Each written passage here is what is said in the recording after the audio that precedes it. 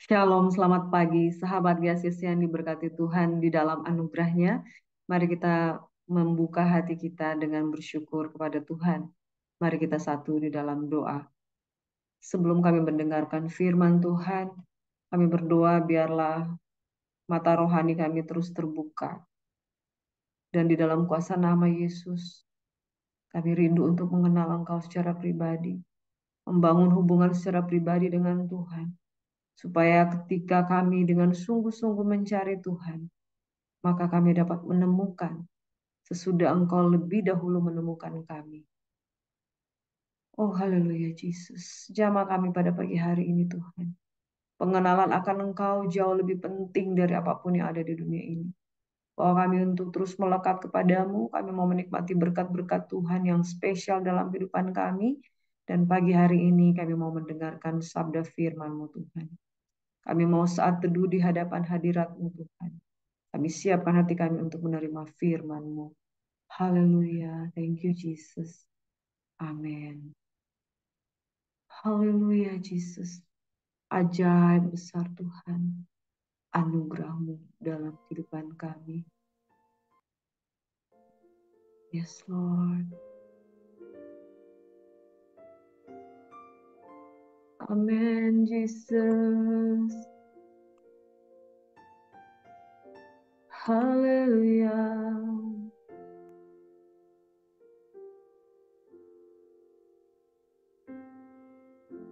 Ajaib, ajaib besar, ajaib benar, anugerah-Mu.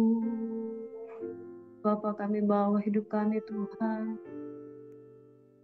Oh, haleluya.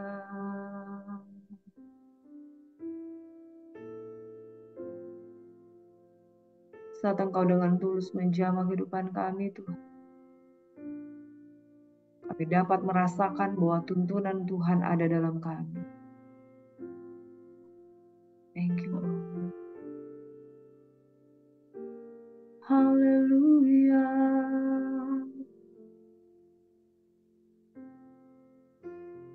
Terima kasih Tuhan.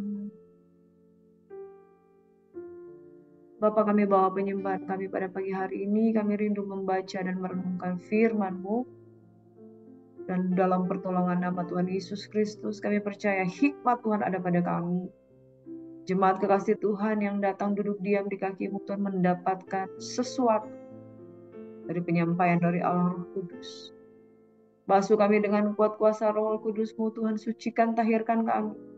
Jangan biarkan kami masuk di dalam pencobaan, tetapi biarlah pikiran dan hati kami tidak berjalan di dalam filsafat manusia yang kosong dan dongeng-dongeng nenek-nenek tahyul Tuhan. Dan kami berdoa dalam nama Yesus Tuhan, kami dapat mengenal Allah dan sungguh-sungguh mengenal Engkau yang Maha Kudus. Kami siap mendengarkan firman-Mu dalam nama Tuhan. Kami berdoa mengucap syukur. Amin. Sekali lagi selamat pagi, shalom sahabat Yesus yang diberkati oleh Tuhan Yesus Kristus. Damai sejahtera Tuhan yang melampaui segala akal akan memelihara hati dan pikiran kita dalam Kristus Yesus. Kemarin baru saja kita menikmati perayaan kenaikan Tuhan Yesus Kristus.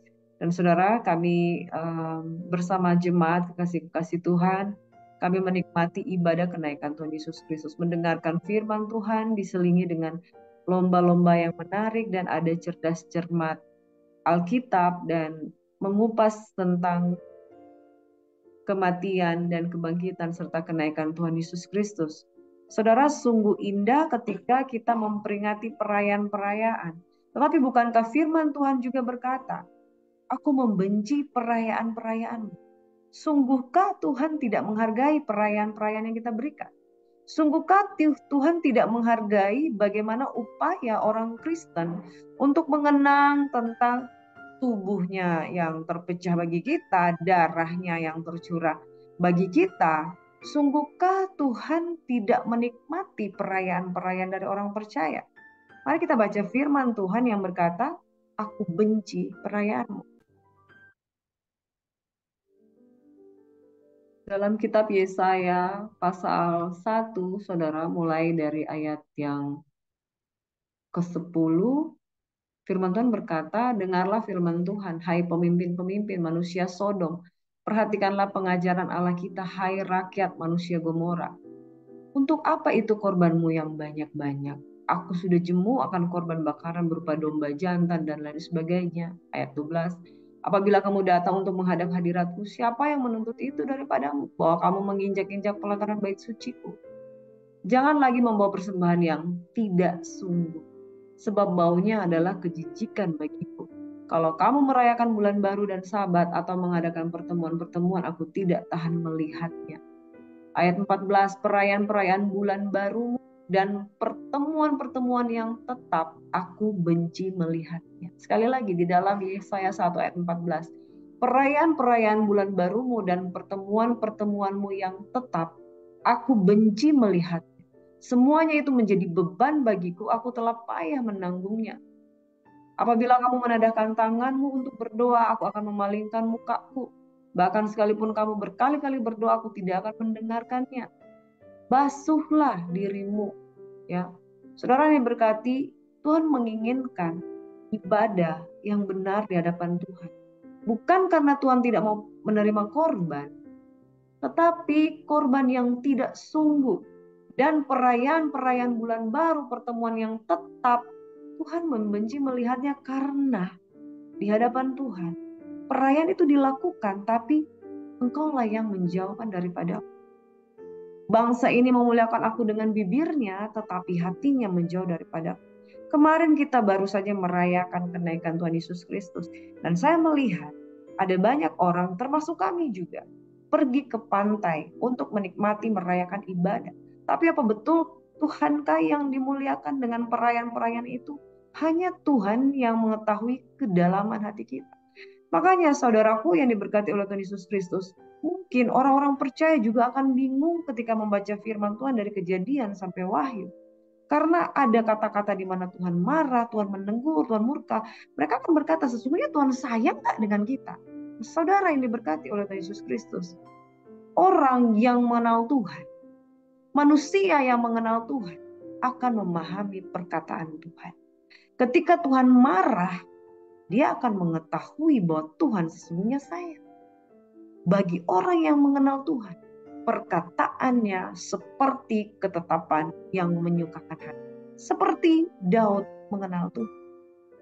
Dia memperkatakan bahwa segala ketetapan itu adalah suatu hal yang menjadi kekuatan bagi dia. Taurat itu adalah kekuatan. Tapi bagi orang yang tidak mengenal Tuhan, setiap teguran, bahkan nasihat akan dianggap sebuah hal yang menakutkan. Saudara, pengenalan akan Allah itu penting. Sebab tanpa pengenalan, korban yang kita bawa itu sia-sia. Tanpa pengenalan, perayaan hari-hari raya itu sia-sia. Bahkan perayaan secara tetap di dalam Yesaya 1 ayat 14 itu sia-sia. Aku benci perayaan. Saudara, maukah kita ketika kita melakukan segala sesuatu dengan tulus hati, kita menyediakan persiapan-persiapan untuk Natal, untuk Paskah, untuk kematian, kebangkitan, untuk kenaikan Tuhan Yesus Kristus. Lalu Tuhan berkata, aku benci perayaan. Bagaimana perasaanmu, saudara? Tapi saudaraku, bahwa mata Tuhan tajam seperti burung Raja Wali yang melesat sampai ke dalam hati kita.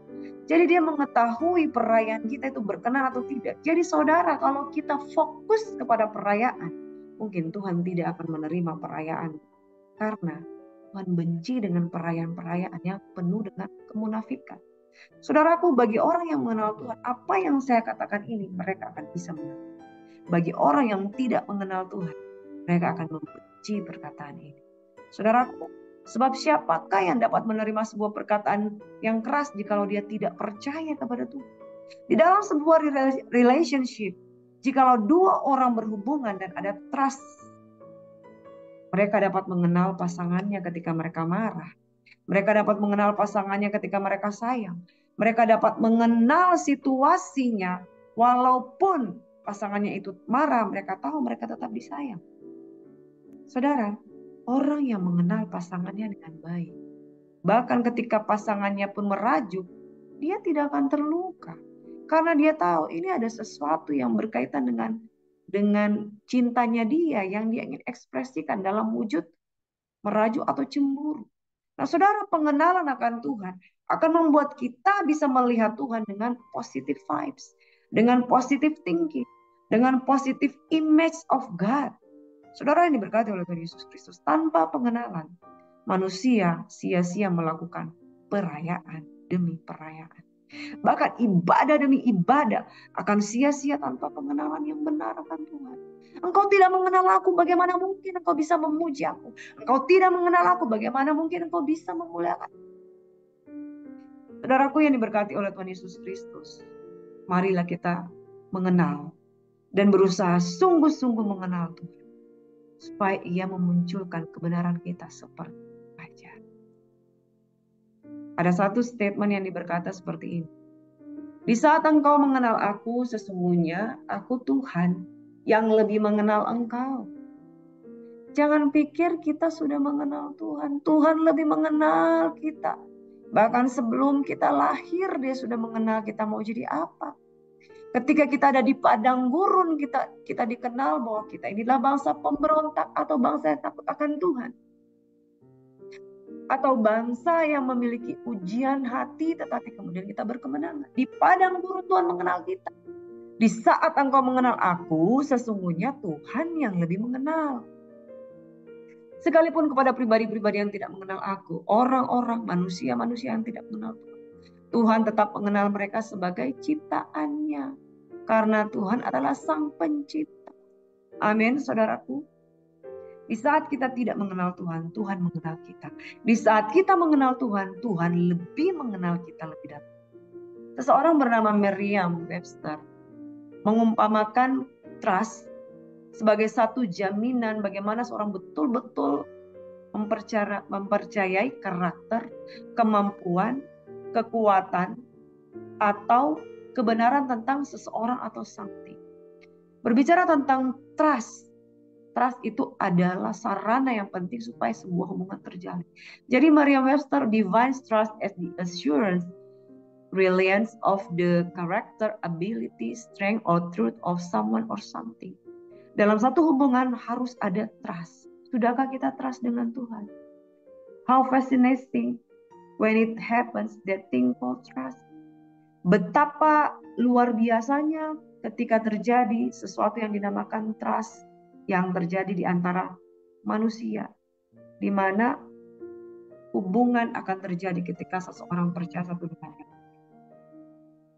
Saudaraku, ketika kita percaya bahwa kita bisa mengenal Tuhan, kita bisa mengenal karakter seseorang dengan cara kita percaya pasangan yang mempercayai satu dengan yang lain akan bisa lebih mengenal lebih dalam lagi, saudara. Pagi hari ini kita akan belajar firman Tuhan dari kitab Hosea 9 hingga Hosea yang ke-13. Bagaimana Tuhan sesungguhnya sangat mengenal kita. Dari kita masih nothing, dari kita masih berdosa, dari kita masih dalam kandungan ibu kita, Tuhan sudah mengenal kita. Jangan melupakan Tuhan. Sebab Tuhan sudah mengenal kita, bahkan kita masih di dalam masa-masa yang sulit, Tuhan sudah mengenal kita. Di masa padang gurun Tuhan sudah mengenal kita. Jangan kita melupakan Tuhan. Sesudah kita bertumbuh menjadi hebat, menjadi luar biasa, lalu kita melupakan Tuhan. Saudaraku, di dalam kitab Hosea 9 hingga 13 ada yang kita akan belajar. Akibat ketidaktaatan Israel di pasal 9. Juga ada hukuman karena penyembahan berhala. Tuhan begitu kecewa dengan Efraim. Efraim adalah keturunan dari Yakub, anak dari Yusuf, Efraim dan Manasye. Dan mereka mendapatkan 2 double portion. Kasih dan murka Tuhan kepada Efraim dan Israel yang tidak taat. Kasih Tuhan mengalahkan kedegilan orang Israel. Efraim dan Yakub bapa leluhurnya ada di pasal 12. Dan murka Tuhan akan menimpa Efraim. Di pasal yang ke-13, bagaimana murka Tuhan menimpa Efraim, dikatakan firman Tuhan dari ayat 1. Apabila Efraim berbicara, gemetarlah orang. Ia diangkat-angkat di Israel. Tetapi ia bersalah dengan menyembah Baal, sehingga matilah ia. Sekarang pun mereka terus berdosa dan membuat baginya patung tuangan dari perak dan berhala-berhala sesuai dengan kecakapan mereka. Semuanya itu buatan tukang-tukang. Persembahkanlah korban kepadanya, kata mereka. Baiklah manusia mencium anak-anak lembu. Sebab itu mereka akan seperti kabut pagi atau seperti embun yang hilang di pagi-pagi benar. Seperti debu jerami yang diterbangkan badai dari tempat pengirikan atau seperti asap dari neraka. Tetapi aku adalah Tuhan Allahmu sejak di tanah Mesir. Engkau tidak mengenal Allah kecuali aku. Dan tidak ada juru selamat selain dari aku. Akulah yang mengenal engkau di padang gurun di tanah yang gersang. Ketika mereka makan rumput, maka mereka kenyang. Setelah mereka kenyang, maka hati mereka meninggi. Itulah sebabnya mereka melupakan aku. Maka aku menjadi seperti singa bagi mereka, seperti macan. Aku mengintip-intip di pinggir jalan. Aku mau mendatangi mereka seperti beruang yang kehilangan anak. Aku mau mengoyakkan dada mereka. Di sana aku memakan mereka seperti singa. Binatang liar di padang akan merobek mereka. Aku membinasakan engkau, hai Israel. Siapakah yang dapat menolong engkau? Di mana gerangan rajamu supaya diselamatkannya engkau? Dan semua pemukamu supaya diberinya engkau keadilan? Hai engkau yang berkata, berilah kepadaku seorang raja dan pemuka-pemuka. Aku memberikan engkau seorang raja dalam murka dan mengambilnya dalam emasku. Kesalahan Efraim dibungkus, dosanya disimpan. Saudara, di dalam Hosea 13, murka Tuhan dikatakan akan menimpa Efraim. Mengapa? Sebab mereka terus berdosa dan membuat baginya patung tuangan dari perak dan berhala-berhala. Kesetiaan mereka seperti kabut pagi, cepat sekali hilang. Di ayat yang keempat, baca sama-sama saudara. Tapi aku adalah Tuhan Allahmu sejak di tanah Mesir. Engkau tidak mengenal Allah kecuali aku dan tidak ada juru selamat selain dari aku. Ayat 5 yang luar biasa. Akulah yang mengenal engkau di padang gurun, di tanah yang gersang. Wow, saudara. Tuhan yang mengenal Efraim di padang gurun, di tanah yang gersang. Ketika mereka makan rumput, maka mereka kenyang. Setelah mereka kenyang, maka hati mereka meninggi. Itulah sebabnya mereka melupakan aku. Saudara, ibarat kata seperti ini. Tuhan itu kenal Efraim dari masa-masa mereka sulit, susah di padang gurun. Ketika mereka sudah mengalami pertolongan Tuhan, ketika mereka sudah mengalami kekuatan Tuhan, dan mereka sudah mampu berjalan sendiri, dan ketika mereka sudah mengalami kemandirian, mereka makan rumput, mereka kenyang. Ketika mereka kenyang, mereka mulai meninggi. Lalu mereka mulai melupakan. Saudaraku yang diberkati, ibarat kata begini.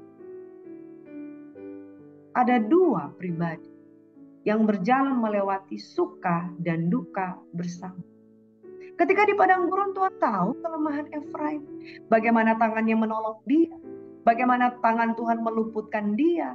Bagaimana Tuhan memberikan dia kemenangan demi kemenangan. Di padang gurun mereka menghibah-hibah dan Tuhan memberikan pertolongan. Setelah mereka seketika menjadi cukup kuat. Dan makin lama makin kuat.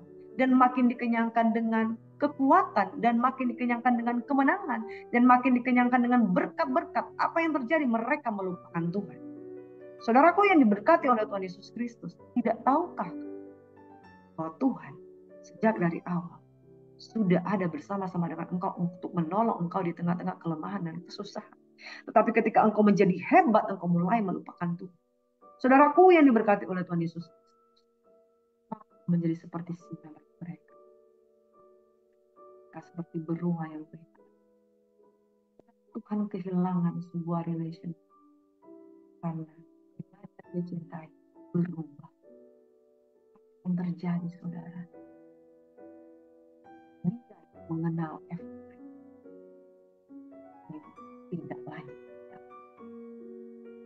Apa jadinya di dalam sebuah hubungan, saudaraku, yang awalnya mereka bersama-sama, yang pihak yang A tetap mencintai dan mengenal, si B yang awalnya mencintai tiba-tiba udah nggak kenal lagi. Itu Tuhan sudah. Bukankah akan terjadi sebuah ketimpangan dalam sebuah hubungan? Bukankah dari masa-masa susah, masa-masa kritis Tuhan sudah menyertai Efraim? Tetapi ketika Efraim menjadi sedikit kuat, dia mulai melupakan pasangan. Saudara, itulah sebabnya Tuhan katakan bahwa persundalan terjadi dalam kehidupan Israel. Israel pasangannya. Saudaraku yang diberkati oleh Tuhan Yesus Kristus, saya mau garis bawahi di sini. Ada satu pengenalan yang tidak seimbang dari dua belah pihak yang saling berhubungan. Di mana yang satu pihak bertepuk sebelah tangan, mencintai dengan hebat, mencintai dengan kuat, tapi begitu mudah dia dilupakan. Ketimpangan dalam sebuah hubungan, akhirnya Tuhan tidak merasa dicintai dan dikasihi. Tuhan tidak merasa dihargai. Tuhan tidak merasa di dalam hubungan ada yang berjuang untuk hubungan itu. Saudara, di dalam satu hubungan, jikalau suami istri, yang suami mau memperjuangkan hubungan, tapi istri nggak mau memperjuangkan hubungan, apa jadinya, saudara? Dalam sebuah hubungan berlaku hukum yang sangat sensitif. Jikalau seseorang tidak mencintai pihak yang lain, maka pihak yang lain itu akan merasa dilemahkan, saudara. Kalau pengkhianatan sudah terjadi di pihak satu, maka pihak yang satu akan cemburu, lemah, dan kemudian akan kurang gairahnya untuk membangun hubungan. Saudaraku, Tuhan yang hidup adalah Tuhan yang fokus hanya kepada pasangannya, yaitu Israel, Efraim. Di mana kedatangan rajamu supaya diselamatkannya engkau dan semua pemukamu? Berilah kepadaku seorang raja dan pemuka. Hai engkau yang berkata, berilah kepadaku seorang raja dan pemuka-pemuka. Bukankah Israel yang pertama kali meminta, berikan aku raja, dan Tuhan menganugerahkan Saul di tengah-tengah mereka? Dan mereka raja, mereka mulai melupakan raja dia. Aku yang diberkati, betapa pedihnya hati orang Bapa di surga. Aku memberikan engkau seorang raja dalam murkaku. Dia Tuhan mengambilnya dengan ikhlas. Orang dibungkus dosanya. Saudara, hari ini kita belajar bahwa hubungan antara Kristus dengan jemaat, hubungan antara Tuhan, Yahweh, dengan Israel, dengan Efraim, dengan Yehuda, berbicara sebuah hubungan yang timpang, di mana Tuhan sangat setia dan mengasihi bangsa pilihannya, tetapi bangsa pilihannya tidak mengenal Dia. Tuhan sangat mengenal umatnya Efraim, tapi Efraim tidak malas untuk mengenal Tuhan. Sebuah hubungan yang tidak seimbang akan menghasilkan hubungan yang timpang. Saudaraku, diulang di dalam ayat yang ketiga, mereka akan seperti kabut pagi, seperti embun yang hilang pagi-pagi benar. Tidak akan everlasting, tidak akan mengalami kekekalan, seperti debu jerami. Tapi aku Tuhan Allahmu sejak di tanah Mesir, aku adalah pribadi yang engkau tidak mengenal Allah lain selain aku, dan tidak ada juru selamat lain dari aku. Engkau tahu bahwa akulah Tuhan yang satu-satunya menolong engkau. Aku yang mengenal engkau di padang gurun, tanah yang besar. Tuhan yang mengenal kita dari masa keturunan kita, sangat mengenal kita. Dia tidak pernah meninggal. Akulah yang memberikan mereka makan rumput. Ketika mereka makan, mereka kenyang. Setelah mereka kenyang, mereka minum. Nah, saudara, pelajaran dari sini bahwa dalam sebuah relationship yang sehat, harusnya tidak terjadi sepihak. Kenal kita sejak dari padang gurun, sejak kita masih dalam keadaan sulit, sukar, dan lain sebagainya. Tetapi kita nggak mau bersahabat. Akhirnya pengenalan yang istri tidak kenal suami, yang istri sangat mengenal suaminya, sangat mencintai, sangat melayani suami. Sebaliknya suaminya tidak. Apa yang terjadi? Pengenalan tidak terjadi sepihak. Terjadi, saudara, menekan timpang. Waktu harusnya tidak membuat seseorang berubah dan melupakan, kecuali apabila dia Tuhan. Efraim harusnya tidak melupakan Tuhan. Dia telah kehilangan kesetiaannya, maka Tuhan mengenal umatnya sejak di padang gurun, tetapi karena kekenyangan, keberhasilan dan kepakan. Ibarat kaca melupa kulitnya, keberhasilan.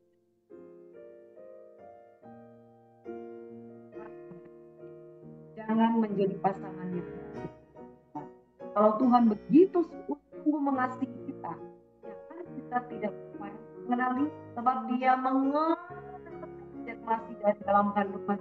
Dia tahu kok peristiwa hidup seperti apa, sombongnya kayak mana, mau rendah hatinya kayak mana, mau kayak mana, tidak hebatnya kayak mana. Tuhan tahu. Jangan kita tidak seimbang, Tuhan sangat kenal kita dan kita tidak mengenal Tuhan.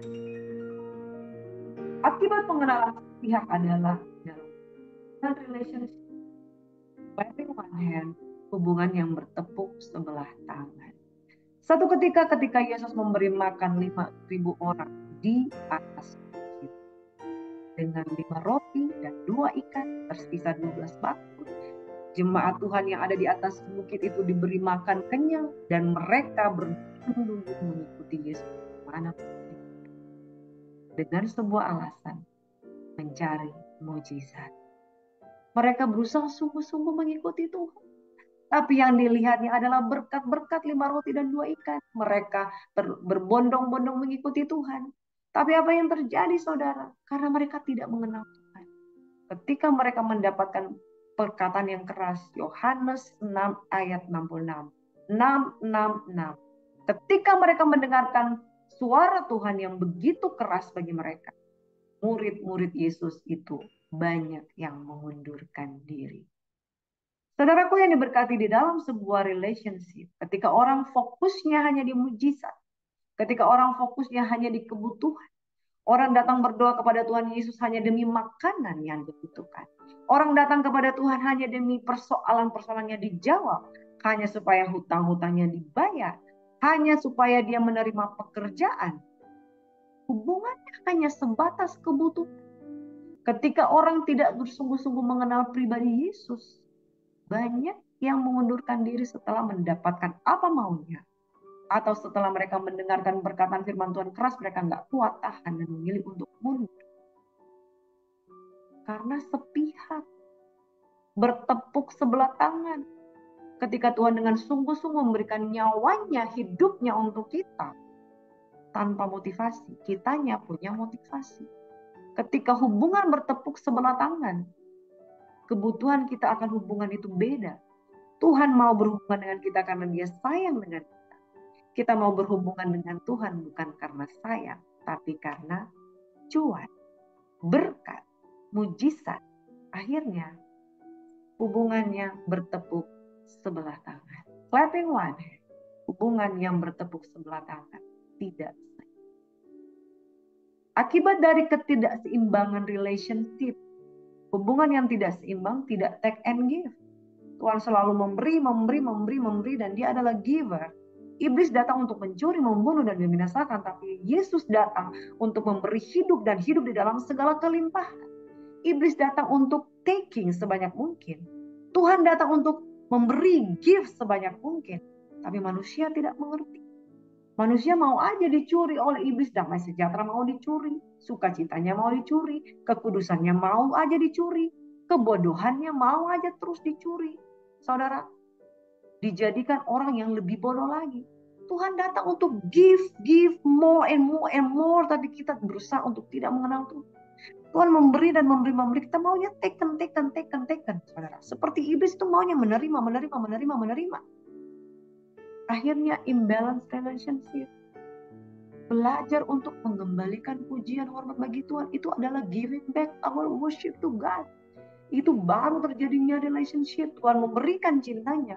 Kenapa kita terus mengambil segala sesuatu dari Tuhan? Kita akhirnya menjadi taker. Menjadi seorang yang selalu bergaining untuk mendapatkan dari Tuhan. Tuh pengen dapat terus, tapi kita tidak mau memberikan kembali kepada Tuhan. Yaitu pengenalan kita, penyembahan kita, rasa syukur kita lewat mau belajar merenungkan sabda firman Tuhan. Imbalance relationship, bertepuk sebelah tangan. Hubungan yang tidak seimbang akibat pengenalan sepihak. Tuhan sungguh-sungguh mengenal kita sejak lahir, sungguh-sungguh mengenal kita sejak dari padang gurun, sungguh-sungguh mengenal kita buruknya Priscilla itu. Dia tahu, saya dalam keadaan buruk sudah dicintai. Saya dalam keadaan tidak bertobat sudah dicintai. Sesudah saya menerima Tuhan, tidak. Saya berusaha untuk sungguh-sungguh mengembalikan itu dengan cara mengenal Dia. Dan mengenal cinta Dia. dan membalas kasih dia dengan mencintai dia balik. Kita gak akan sanggup mengembalikan kebaikan itu. Tapi paling tidak membuat dia berbahagia dan bangga karena kita sayang dengan dia. Imbalance relationship, hubungan yang tidak seimbang. Karena yang satu maunya taken. Yang satu adalah memberi, dan memberi. Tuhan punya banyak, saudara. Tapi yang dia lihat, dia butuh hati kita berbalik kepada Tuhan. Akibatnya yang lebih buruk lagi, disrespectful. Orang yang terus mau menerima. Akhirnya dia menganggap itu adalah hak dia. Seseorang yang terus-menerus menerima sebuah kebaikan, dia akan menganggap itu sebuah keharusan. Dan ketika dia menganggap kebaikan itu sebagai suatu keharusan, dia akan menganggap itu kewajiban. Dan ketika dia menganggap kebaikan itu sebagai satu keharusan dan kemudian menjadi kewajiban, ketika dia sepertinya tidak mendapat apa-apa, dia kemudian akan marah. Saudara pernah ketemu dengan orang seperti itu? Satu kali engkau berbuat baik kepada, katakanlah, si Mawar. Engkau berbuat baik kepada si Mawar. Lalu Mawar berkata, terima kasih. Ketika dia dalam kesulitan, Mawar kembali kepada si Anggrek.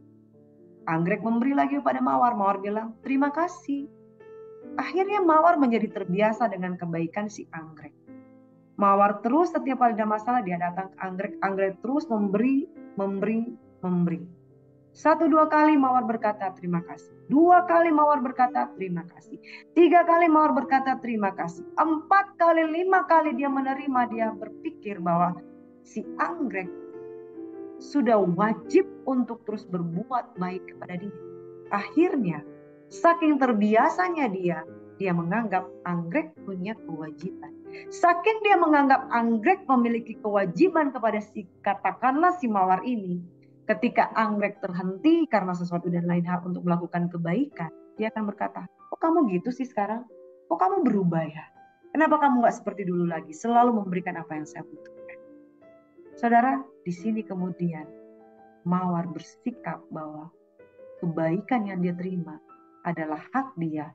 Tanpa dia merasa perlu untuk bersyukur dengan tulus. Bahkan paling tidak you give her back lah. Dengan sebuah kebaikan, dengan mengasihi dia dengan tulus. Karena si Anggrek ini ketika dia memberi, saya mengasihi kamu. Paling tidak, you mengasihi saya lah. Begitu juga dengan Tuhan, saudara. Dia itu, apa sih yang dia minta dari kita? Dia itu give. Bahkan yang dia berikan itu too much bagi kita untuk nggak deserve untuk itu, tapi kita menerimanya. Lambat laun, si Mawar, karena dia merasa, ini kewajiban kok, kamu kan wajib. Ketika dia nggak mendapatkannya, dia mulai disrespect. Dia mulai nggak menghargai. Ketika kemudian Anggrek ini tegas, kamu kok gitu, kamu salah. Semakin si Mawar ini merasa, saya nggak perlu menghargai kamu. Kamu nggak memberi apa yang saya butuhkan. Disrespect. Tidak menghormati sebuah relationship. Karena dia merasa berhak. Dia merasa harus menerima sebuah kebaikan yang dia paksakan itu harus Tuhan. Ketika Tuhan mau mendidik dengan sebuah rasa untuk bersyukur, dia kemudian lari dan disrespectful. Akibat dari pengenalan yang semakin lama semakin terpuruk dalam sebuah hubungan yang si pihak yang mau taken makin disrespect. Saudara, kita mau belajar firman Tuhan di dalam Yohanes 10. Akulah gembala yang baik, Yohanes 10 ayat 14-15. Akulah gembala yang baik dan aku mengenal domba-dombaku dan domba-dombaku mengenal aku. Sama seperti Bapa mengenal aku dan aku mengenal Bapa dan aku memberikan nyawaku bagi domba-dombanya. Sesungguhnya Tuhan menghendaki sebuah relationship yang take and give. Sebuah relationship yang saling. Sebab saling kenal atau hubungan timbal balik. Kita tahu bahwa Tuhan sudah memberikan nyawanya bagi domba-dombanya. Ketika hubungan itu timbal balik, membuat pengorbanan nyawa Yesus Kristus itu tidak menjadi sia-sia. Saudara, apa yang Tuhan minta dari kita? Belajarlah bersyukur bahwa Tuhan sudah mati bagi kita. Dia nggak suruh kita mati balik. Tidak pernah satupun di dalam firman Tuhan berkata, kau harus mati bagi aku. Enggak, saudara. Tapi aku mau mati bagi kamu. Dan aku ingin sebuah hubungan. Aku gembala yang baik, aku mengenal dombaku, dan dombaku mengenal aku. Sebuah hubungan yang ideal itu adalah hubungan Bapa yang mengenal domba-domba yang mengenal Bapaknya, gembalanya. Karena hubungan dari Tritunggal yang Maha Kudus Bapa mengenal Yesus, Yesus mengenal Bapa. Itulah sebuah hubungan yang lazim, hubungan yang relationship yang benar. Hubungan itu harus saling kenal, hubungan itu timbal balik, harus ada trust, saling percaya, bukan hanya sekedar Tuhan yang mengenal kita dari buruk-buruknya. Luar biasa dalam Tuhan, kita mulai melupakan.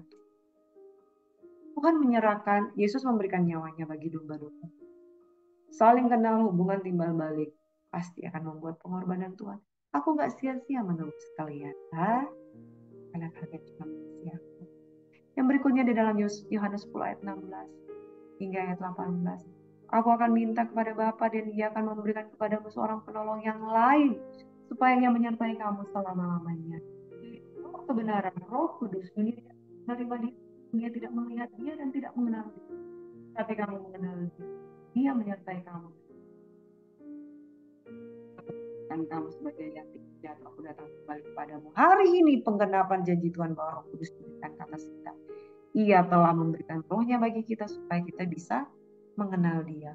Di dalam satu hubungan, jikalau hubungan terjadi sepihak itu tidak sehat. Dan Tuhan tahu bahwa manusia tidak mampu mengenal Dia. Itu sebabnya supaya bisa kehidupan hubungan yang saling timbal balik. Dia berikan rohnya supaya rohnya membuat kita mengalami pengenalan, yaitu roh kebenaran. Dunia tidak dapat menerima Dia, tetapi orang benar bisa menerima dan bisa Dia. Dia akan menyertai kamu. Dan orang yang disertai dengan Roh Kudus, yang diharapkan Tuhan adalah ini. Supaya kamu mengenal aku dan berusaha sungguh-sungguh mengenal aku. Aku tahu tidak mampu, tapi aku akan berikan roh kebenaran untuk memampukan kamu. Pada intinya, saudara, Tuhan mau hubungan itu tidak sepihak, tidak bertepuk sebelah tangan, tidak seimbang, tidak menjadi tidak seimbang, tapi seimbang. Tuhan yang mengenal kita, dan kita oleh rohnya dari keadaan terpuruk yang penuh dosa mampu untuk mengenal Tuhan. Sehingga menjadi satu unity, satu kesatuan. Saudara, pengenalan itu is possible. Pengenalan akan Tuhan itu possible, mungkin, sebab kita tidak mengenal Dia secara sepihak, tidak mengenal Dia dengan kekuatan sendiri, tapi ada roh. Dia berikan rohnya supaya mengenal Dia Allah yang hidup. Yang ketiga, saudara, orang yang kemudian oleh rohnya, oleh roh kebenarannya, roh yang ada di dalam Dia, roh yang ada di dalam saya, roh yang ada di dalam baiknya yang kudus. Akibat kita mengenal Dia, mengenal suaranya, maka domba-dombaku mampu mendengarkan suara gembala. Kalau tanpa rohnya, kita tidak mungkin mengenal Dia. Orang yang tidak bisa mengenal Dia, punya rohnya bisa. Setelah dia bisa recognize, bisa mengenal Dia, maka dia bisa setelah dia oh ini suaranya, lalu kita mulai ngikut dan ngikut. Nah, saudara diberkati. Mungkin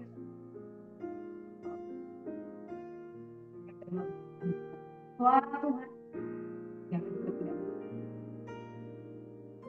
domba-domba mendengar.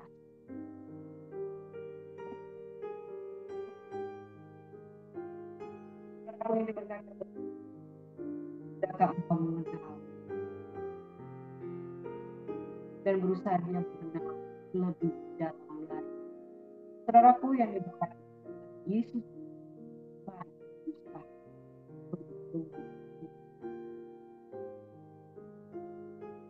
hanya orang-orang yang mengenal Tuhan dan pekerjaannya dapat memuaskan hati Tuhan. Hanya orang-orang yang mengenal Tuhan yang dapat mengenal pekerjaannya, dapat memuaskan hati Tuhan. Matius 7, jangan sampai terjadi, saudara. Bukan setiap orang yang berseru kepadaku, Tuhan, Tuhan, akan masuk ke dalam kerajaan sorga, melainkan dia yang melakukan kehendak Bapa yang di sorga. Pada hari terakhir banyak orang akan berseru kepadaku, Tuhan, Tuhan. Bukankah kami bernubuat demi namamu dan mengusir setan demi namamu dan mengadakan banyak mujizat demi namamu juga? Saudara, orang bisa melakukan mujizat karena nama Yesus. Kalau mereka bicara dengan nama Joni, tidak akan terjadi mujizat. Tapi karena nama Yesus yang mereka sebutkan, maka terjadi mujizat. Tapi jangan salah, sekalipun orang telah membuat mujizat oleh karena nama Yesus, belum tentu dia dikenal, saudara. Kalau dia tidak mengenal Tuhan, Tuhan pun akan berkata, aku tidak mengenal engkau. Pada saat masanya itu akan datang, Tuhan akan bertindak tegas. Pada waktu itulah aku akan berterus terang pada mereka dan berkata, pada waktu sangkakala berbunyi, pada waktu sangkakala bertiup dan Tuhan katakan waktunya sudah selesai. Aku tidak pernah mengenal kamu, nyala daripadaku kamu sekalian pembuat kejahatan. Karena kita semata-mata melakukan mujizat hanya karena nama Yesus dan tidak mengizinkan diri kita untuk mengenal. Hosea 4 ayat 6. Umatku binasa karena tidak mengenal Tuhan. Dan engkaulah imam yang menolak pengenalan Allah itu. Hosea 6 ayat 4-6 berkata, marilah kita sungguh-sungguh mengenal dia dan berusaha sungguh-sungguh mengenal dia. Saudara, kalau untuk mengenal dia itu bukan perintah, bukan wajib, saudara boleh seenaknya. Tetapi, bukankah aku telah mempertunangkan kamu dengan satu orang laki-laki? Aku takut kalau kamu disesatkan pikiran. Saudara, pengenalan akan Tuhan itu adalah perintah, bukan permintaan. Ibarat kata seseorang yang mau dipertunangkan kepada satu laki-laki tanpa pengenalan, tidak mungkin akan ada pengenalan, saudara.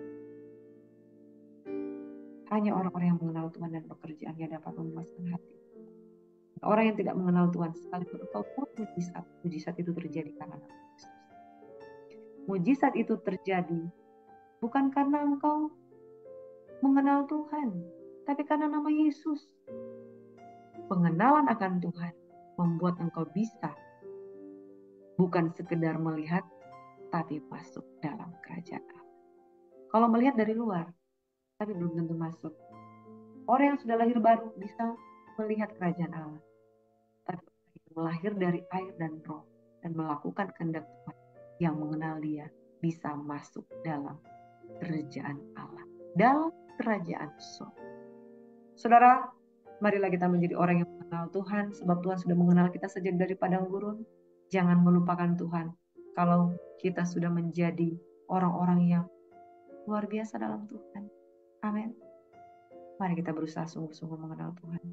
Dan jangan melupakan Tuhan. Sebab dari kita masih belum percaya, dari saat kita masih belum bertobat, Tuhan sudah mengasihi kita. Mari kita mengenal Tuhan.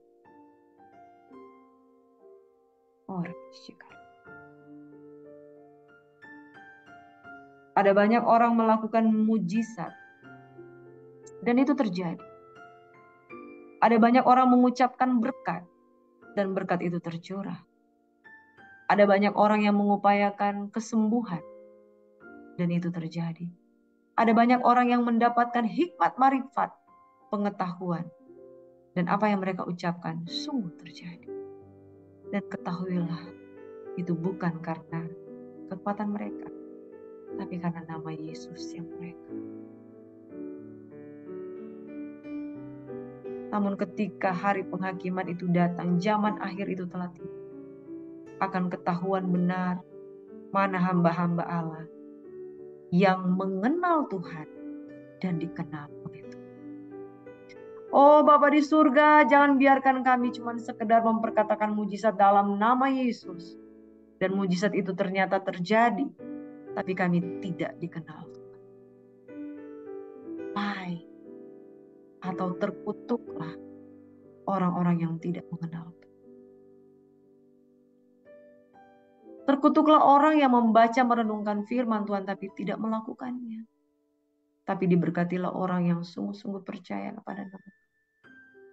Hari ini engkau yang mau berusaha sungguh-sungguh mengenal Tuhan dan kebenaran. Angkat kedua tanganmu dan katakan, aku mau Tuhan.